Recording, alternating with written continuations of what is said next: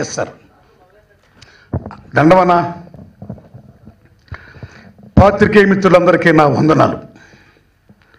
మిత్రులారా, నా స్నేహచిత్ర pictures banner మీద నేను తీస్తున్నటువంటి 32వ చిత్రం అన్నదాత సుఖీభవ. నేను మీ ఇంటికి వచ్చినప్పుడు భోజనం పెడితే అది బాగా తిని అన్నదాత సుఖీభవ అంట.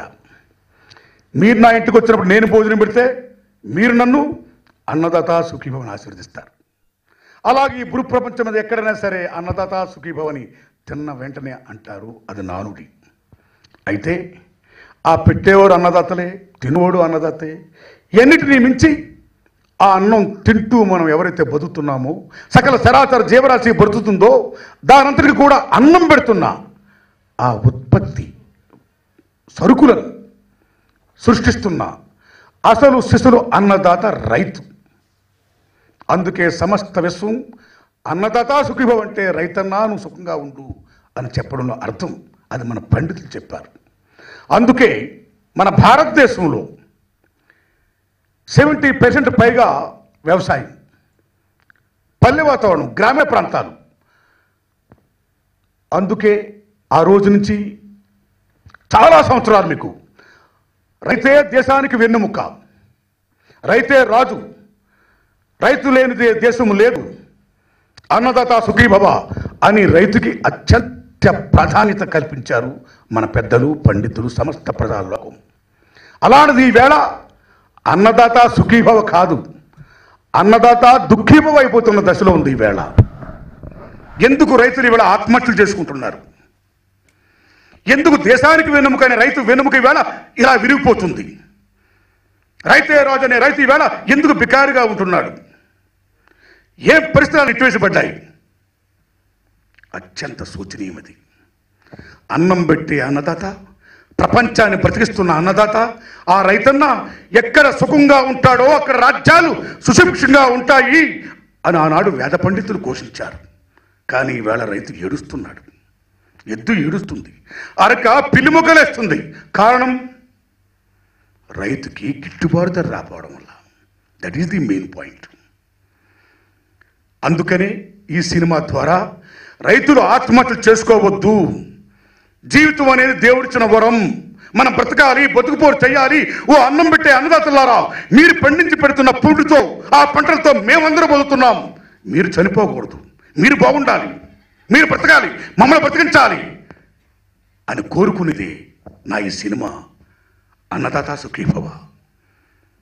ఈ దశలో అన్నదాతలు సుఖీభంగా హ్యాపీగా ఉండాలంటే ఏం చేయాలి అనే దానికి ముఖ్యంగా మన భారతదేశం తీసుకుంటే మన prime minister of India Narendra Modi గారిని, మన తెలంగాణ రాష్ట్ర ముఖ్యమంత్రి కేసీఆర్ గారిని, మన ఆంధ్రప్రదేశ్ ముఖ్యమంత్రి నారా చంద్రబాబు నాయుడు గారిని, ముగ్గురిని నా ఈ చిత్రం ద్వారా 3 విజ్ఞప్తి చేస్తున్నానండి. That is the main point of the my film Annadata Sukhibhava. అవి ఏమిటంటే, ఈవేళ ఇక్కడ తీసుకున్న ఉదాహరణకి తెలంగాణలో కేసీఆర్ గారు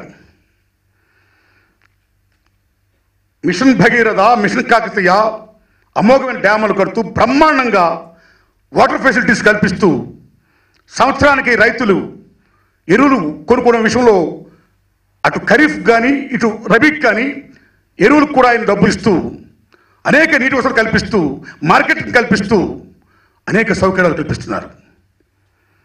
ఇన్ని మేలు చేస్తున్నా సరే ఎందుకు ఇవాళ తెలంగాణలో రైతులు ఆత్మహత్య చేసుకుంటున్నారు?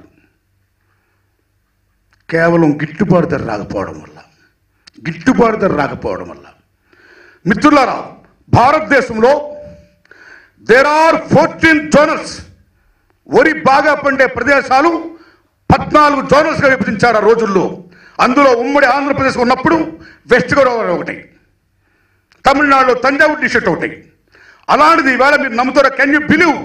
ఈవేళ భారతదేశంలో ముఖ్యంగా సౌత్ ఇండియాలో వరి బాగా పండే రాష్ట్రం మన ఆంధ్రప్రదేశ్ రాలా, తెలంగాణ వచ్చింది. దానికి కారణం కేసీఆర్ గారు చేపడుతున్న ఈ mission Bhagiratha, mission Kakatiya and వర్షాలు బాగా పడడం, బ్రహ్మాండంగా పంటలు పండాయి. Hats up. కానీ ఎందుకు రైతులు ఆత్మహత్య చేసుకుంటున్నారు? గిట్టుబాటు ధర రాకపోవడం వల్ల. అందుకని కేసీఆర్ గారు ఇన్ని మంచి పనులు చేస్తున్న మీరు, రైతుల సంక్షేమార్థం అనేక ప్రాజెక్టులు కడుతున్న మీరు, మై హంబుల్ రిక్వెస్ట్, ఎలాగైతే మీరు అసెంబ్లీలో ఒక ప్రజెంటేషన్ చేశారు మీ నీటి గురించి, అలాగే రైతులు గిట్టుబడి రావాలని కూడా మీరు ఫైట్ చేయాలని ఈ చిత్రం ద్వారా మిమ్మల్ని నేను విజ్ఞప్తి చేస్తున్నాను సార్. రెండోది, మన చంద్రబాబు నాయుడు గారిని, డాక్టర్ కేఎల్ రావు గారు ది గ్రేటెస్ట్ ఇంజనీర్, మహానుభావుడు. గంగ నుంచి కావేరు వరకు నదులు అనుసంధానం చేయమన్నాడు ఆయన. భారతదేశంలో ఉన్న నదుల్లో ఆ జీవనదులు కానీ, వర్షాకాలం వస్తే పారే నదులు కానీ, ఈ రెండు నదులని కూడా అనుసంధానం చేసిన ఎడల 90% నీరు వృధాగా సముద్రం పాలవుతుంది. అలా పాలవకుండా దేశంలో ఉన్న పాడి పంటలకి, సాగునీరుకి, తాగునీరుకి అందిస్తే సస్యశ్యామలం అవుతుంది అని డాక్టర్ కేఎల్ రావు గారు ఆనాడే చెప్పాడైనా. కాబట్టి నదుల అనుసంధానం అనేది మోస్ట్ ఇంపార్టెంట్ ఫ్యాక్టర్. ఆ దశలో ఇవాళ చంద్రబాబు నాయుడు గారు పోలవరం దగ్గర ఉన్న పట్టిసీమ నుంచి గోదావరమ్మ నీళ్ళని కృష్ణానది వరకు కలిపి, కృష్ణానది నుంచి పెన్నానది వరకు కలిపి, అలాగా ఒక వెస్ట్ గోదావరి, కృష్ణా జిల్లా, గుంటూరు, నెల్లూరు, ప్రకాశం, రాయలసీమకి మహోన్నతంగా నీరు అందజేస్తున్నారు. Hats off. అదే దశలో ఈ చిత్రం ద్వారా నేను చంద్రబాబు నాయుడు గారిని కోరేది ఏమిటంటే, అయ్యా, ఏ రకంగా మీరు గోదావరమ్మ నీళ్ళని కృష్ణాలోని పెన్నాలను అనుసంధానం చేశారో, ఆ ఏరియాను బాగుపరుస్తున్నారో, అలాగే పోలవరం నుంచి గోదావరమ్మ నీళ్ళని మా ఉత్తరాంధ్ర ఏమైతే ఉందో, ఈస్ట్ గోదావరి కానీ, విశాఖపట్నం జిల్లా కానీ, విజయనగరం జిల్లా కానీ, శ్రీకాకుళం జిల్లా కానీ, ఆ ఉత్తరాంధ్ర మొత్తం దయించి గోదావరమ్మకి, శ్రీకాకుళం ఉన్న వంశధార నాగావళికి, గోస్తిని నదికి, అలాగే సరస్వతి నదికి, అది అనకాపల్లి దగ్గర పారుతుందండి, ఏలూరికి, అనేక రివర్స్ ఉన్నాయండి. అన్నీ కూడా అనుసంధానం చేసి ఉత్తరాంధ్రను కూడా మీరు సస్యశ్యామలం చేయాలని నేను చంద్రబాబు నాయుడు గారిని ఈ చిత్రం ద్వారా విజ్ఞప్తి చేస్తున్నాను సార్. దిట్ ఇస్ రెండో పాయింట్ సార్. ఇక 3, నేను prime minister of India Narendra Modi గారిని రిక్వెస్ట్ చేసిన చిత్రం ద్వారా, అయ్యా నరేంద్ర మోడీ గారు, మొన్న జిఎస్టీ కార్యక్రమాలు ఏమైతే మీరు జరిపారో, అది అర్ధరాత్రి మీరు పార్లమెంట్లో అనన్య సామాన్యంగా, అమోఘంగా, ఆగస్టు 15 స్వతంత్రం వచ్చిందన్న రీతిలో మీరు బ్రహ్మాండంగా జరిపించారు, జిఎస్టీని రిలీజ్ చేశారు. సెల్యూట్. అయితే దయించి మీరు నరేంద్ర మోడీ గారు, మన భారతదేశం వ్యవసాయ ప్రధానమైన దేశం, ఇప్పటికి 60,000కు పైగా రైతులు ఆత్మహత్య చేసుకున్నారు. It's a very big issue, very big problem now the India is facing. Because భారతదేశంలో 17 రాష్ట్రాల్లో వ్యవసాయముఖంగా పండిస్తున్నారండి, ఇన్ 17 స్టేట్స్. ఇంత బిగ్ ఇష్యూని మీరు దయచేసి స్వీకరించి తీసుకొని ఒక జాతి విపత్తుగా భావించి ఎందుకు రైతులు ఆత్మహత్యలు చేసుకుంటున్నారు? Why? What is the reason? అనేక రాష్ట్రాల్లో రుణమాఫీ చేస్తున్నారు, ఓకే.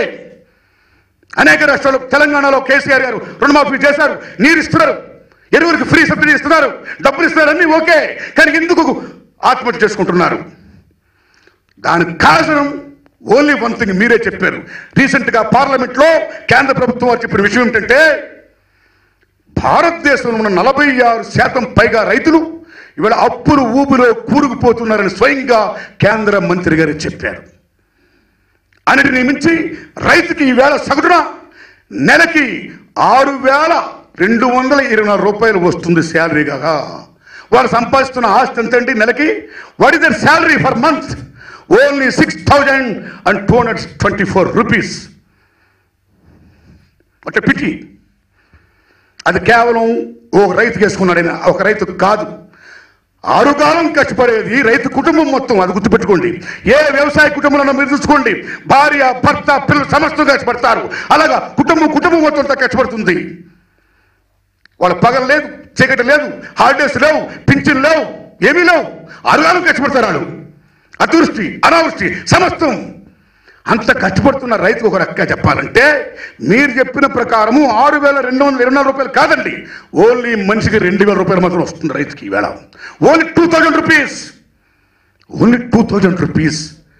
ఈవేళ మన భారతదేశంలో ఒక గుమ్మస్తా గారికి కానీ, ఇంకో అటెండర్ కానీ ఎవరికైనా మనం వేసుకుంటే, సత్యనారాయణ గారు రావడానికి ఒక 2,090 కోట్ల శాలరీ, ఆయన వదిలిపాటు చెప్పండి. మన గుమ్మస్తా గారిలో మన టెండర్ తీసుకుంటే minimum they are getting 40,000 to 60,000 per month. Only 10 to 5 hours, 10 to 5 evening 5 o'clock దగ్గరనే 8 hours ఓన్లీ. మళ్ళా శనివారం సెకండ్ సాటర్డేలు ఆదివారం సెలవులు, మళ్ళా బోనసులు, ఇంక్రిమెంట్లు, రిటైర్డ్ అయిపోతే మళ్ళా పింఛన్లు, భద్రత ఉంది భారతదేశంలో ఉద్యోగం చేస్తున్న ప్రతి వ్యక్తికి కూడా. కానీ రైతుకి ఏం భద్రత ఉంది చెప్పండి? సెలవులు ఉన్నాయా? లేవే. పింఛన్లు ఉన్నాయా? లేవే. పగలనక రేయనక అరుగాలను కష్టపడుతున్నారే. అతివృష్టి, అనావృష్టి, సమస్తం ఇన్ని ఇతిబాధలు గురవుతున్న రైతుకి నెలకి 2,000 శాలరీ అంటే రైతు ఇలా బతుకుతాడండి? ఉత్పత్తి ఎంత ఖర్చు పెడుతున్నాడండి? ఎందుకు ఎలాగైపోతుంది రైతు బతుకు? కారణం దళారీ వ్యవస్థ. ఈ దళారీలు, దోపిడీదారులు, అవినీతి అధికారుల వల్ల ఈవేళ రైతు బతుకు రోడ్డును పడుతుంది. అలా పడకుండా డాక్టర్ స్వామినాథన్ కమిషన్ ఏమైతే చెప్పిందో రైతాంగం గురించి, రైతుల బాగు గురించి, అది స్వయంగా గవర్నమెంట్ వేసింది సంస్థని. డాక్టర్ స్వామినాథన్ గారు చెప్పినట్టు రైతు ఉత్పత్తి చేస్తున్న ఆ ధాన్యానికి కానీ, ఆ పంటలకు కానీ ఎంత ఖర్చు పెడతాడో దానికి ఖర్చులని పోను వచ్చిన దాంట్లో 50% పైన రైతుకు లాభం చేకూర్చాలి. అప్పుడే రైతు బతుకుతాడు, బాగుంటాడని చెప్పాడండి. సో డాక్టర్ స్వామినాథన్ గారి సిఫార్సుని గుర్తించి, గౌరవించి రైతుకి మినిమం నెలకి 2,000 కాదండి, నెలకి మినిమం 50,000 రాబడి వచ్చేటట్టుగా కేంద్ర రాష్ట్ర ప్రభుత్వాలు, ముఖ్యంగా మన కేసీఆర్ గారిని, చంద్రబాబు నాయుడు గారిని, నరేంద్ర మోడీ గారిని నేను విజ్ఞప్తి చేస్తున్న ఈ చిత్రం ద్వారా.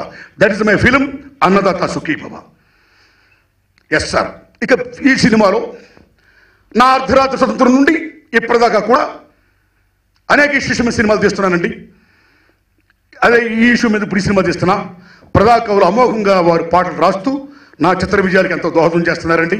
అలాగే ఈ సినిమాలో కూడా నా సినిమా పాటల్ని అలా రికార్డింగ్ అయిపోయింది సార్. వంగపండు ప్రసాదరావు గారు, గద్దరన్న, గోరె టంకన్న, సుద్దాల సుదేశ్ గారు పాట రాశారండి. రికార్డింగ్ అయిపోయింది సార్. రేపు 4 నుంచి షూటింగ్ మొదలు పెడుతున్నాను సార్. అట్లీస్ట్ 60-70 days అయిపోయిన తర్వాత సినిమా అయిపోయిన తర్వాత రిలీజ్ చేస్తాను sir. This my program sir. కాబట్టి ఈ అన్నదాత సుఖీభవ అనే చిత్రం ద్వారా నేను రైతులు దయచి ఆత్మహత్య చేసుకోవద్దు. మీరు ప్రపంచాన్ని బతికిస్తున్నారు, మీరు ప్రపంచానికి అన్నం పెడుతున్నారు, మీరు ప్రపంచాన్ని జీవింపజేస్తున్నారు. సకల చలాచర జీవరాశి మీపై ఆధారపడి ఉంది. అలాంటి ఓ రైతన్నలారా, మీరు దయచి ఆత్మహత్య చేసుకోవద్దు. మీరు ఆత్మస్థైర్యం కావాలి. ఆ ఆత్మబలం, ఆ మనోనిబ్బరం, ఆ అండ, ఆ దండ, ఈ సమస్తం కూడా ఈ పాలకులు మీకు ఇవ్వాలి. ఈ ప్రజలు మీకు అండగా ఉండాలి. అప్పుడే మీరు బ్రతుకుతారు. మీ దయ వల్ల సమస్త ప్రపంచం బ్రతుకుతుంది. కాబట్టి అన్నదాతలారా, ఆత్మహత్య చేసుకోవద్దు. మీరు బతకండి, మమ్మల్ని బతికించండి. ఇదే నా విజ్ఞప్తి. నమస్కారం అండి. Thank you very much. అన్నా, బుట్టెను యుద్ధం బుట్టెను యుద్ధం బుట్టెను, అరే రైతు అన్నా రామారావు అన్న, అరే గిట్టుబాటుకై యుద్ధం బుట్టెను, రైతు బతుకుకై యుద్ధం బుట్టెను. నమస్కారం రామారావు. Thank you. ప్రమోషన్ చేస్తున్నారు. సో నేను తీసే చిత్రాలు, నాలాంటి వాళ్ళు తీసే చిత్రాలకి ప్రజల్లోకి వెళ్ళాలంటే మీ media most important role play చేయాలి. కాబట్టి ఇప్పుడు నేను తీసే సినిమా రైతుల గురించి. కాబట్టి రైతు పెట్టే అన్నం నేను తింటున్నాను, ఇంటికెళ్తే మీ అమ్మగారు మీకు పెడుతున్నారు. కాబట్టి ఆ రైతులు మనం రుణం తీసుకోవాలంటే ఈ సినిమా నేను బాగా తీయాలి. మీరు నా సినిమాకి బాగా ప్రమోట్ చేయాలి తమ్ముళ్ళారా. Thank you very much my friends. Thank you very much. 500 సంవత్సరాల క్రితం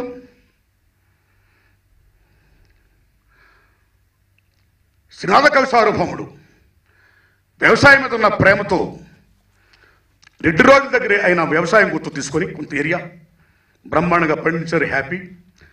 రెడ్డి రోజులు పోయి వడ్రేవరాజు వచ్చిన తర్వాత ఆయన తీసుకున్న స్థలం దగ్గర అది కృష్ణమ్మ నది ఒడ్డున ఉంది. అతివృష్టి వల్ల, ఆ తర్వాత అనావృష్టి వల్ల సమస్తం ఎండిపోవడం వల్ల ఆ శ్రీనాథ కవి సార్వభౌముడు ఆ చిస్తుని ఆ రాజులు కట్టలేకపోతాడు. కట్టలేకపోయినప్పుడు శ్రీనాథ కవి సార్వభౌముడు మహోన్నత కవి సమ్రాట్ని చిస్తు కట్టలేదని రాజభటులు ఊరంతా ఊరేగించారు. ఈ భుజాల పైన పెద్ద పెద్ద బండరాళ్ళు పెట్టి మోయించారు. ఇనుప సంఖ్యలు కట్టారు. ఆ మనోవ్యక్తు, ఆ మనోబాధతో రైతుని, వ్యవసాయాన్ని ప్రేమించిన నేను చివరికి నా వ్యవసాయం ఆ అతివృష్టి వల్ల, అనావృష్టి వల్ల ఇలా చిత్రమైపోయినప్పుడు నేను చిస్తు కట్టలేకపోవడం వల్ల ఈవేళ నేను నడి రోడ్డు పాలైపోయినన్నాడు శ్రీనాథ కవి సార్వభౌముడు. ఆ మనోబెంగతో చనిపోయాడు. ఇది జరిగి 500 ఏళ్ల క్రితం. ఇప్పుడు 500 ఏళ్ల తర్వాత ఇప్పుడు రైతు ఒక పక్కన పంట బాగా పండిస్తున్నా, పంట చాలా బాగా పండింది కాబట్టి డిమాండ్ అండ్ సప్లై ప్రకారం గిట్టుబాటు ధరకి రాదు, అనేక రీజన్స్ చూపించి ఇవాళ రైతు గిట్టుబాటు ధర ఇవ్వకుండా అనేక బాధలు పెడుతుంటే ఈవేళ రైతులు మనోవ్యతో ఆత్మహత్య చేసుకుంటున్నారు. మిత్రులారా, ఈ భూతలం మీద ఎక్కడైనా సరే ఏ వస్తువునైనా సరే ఎవడు ఉత్పత్తి చేస్తాడో వాడే అమ్ముతాడు, వాడే రేట్ నిర్ణయిస్తాడు. కానీ ఒకే ఒక రైతు ఉత్పత్తి చేస్తాడనే కానీ అతను రేటు ధర నిర్ణయించడు. ఎవరో దళారి నిర్ణయిస్తాడు. ఎవరో నిర్ణయిస్తే ఎవరో కొనుక్కుపోతే ఇచ్చింది తీసుకొని ఇదే నా కర్మ, భగవంతు నాకు ఇలా రాసిపెట్టాడు అనే కర్మజీవి, మర్మజీవి, భూమి పుత్రుడు రైతు. సో 500 ఏళ్ల తర్వాత రైతులు ఈ రకంగా గిట్టుబడి రాకపోవడం వల్ల ఆత్మహత్య చేసుకుంటే, మరొక 500 ఏళ్ల తర్వాత కూడా రైతు పరిస్థితి ఇలాగే ఉంటే, రోజు రోజుకి అభివృద్ధి చెందుతున్న ఈ దేశంలో, ఈ ప్రపంచంలో చంద్రమండలం మీద కాలు పెడుతూ, అంగారగ్రహాల మీదకు పెడుతూ, గుండె తీసి గుండె పెట్టి మనుషులు రక్షిస్తూ ఇంత డెవలప్మెంట్ అయిపోయి ఒక సెల్ కెమెరాతో ప్రపంచాన్ని వాళ్ళు చూపిస్తున్న ఈ విశ్వంలో ఉన్న ఈ ప్రజలు, ఈ సైంటిస్టులు, ఈ పాలకులు రైతు నుదుటి తలరాతను ఎందుకు మార్చలేకపోతున్నారు? మార్చాలి. రైతు బతకాలి, రైతు బాగుండాలి. అప్పుడే మనం బతుకుతాం, అప్పుడే మనం బాగుంటాం, అప్పుడే ప్రపంచమంతా విశ్వమంతా ఆనందంగా ఉంటుంది. కాబట్టి రైతు ప్రకారంగా, రైతు గురించి సమస్త విశ్వం కూడా ఆ రోల్ ప్లే చేయాలని, రైతు బాగు కోరాలని, రైతుల ఆత్మహత్యలు ఉండకూడదనేదే నా ఈ చిత్రం. అన్నదాత సుఖీ భవ. ఉంటాను సార్. నమస్కారం అండి. Thank you very much.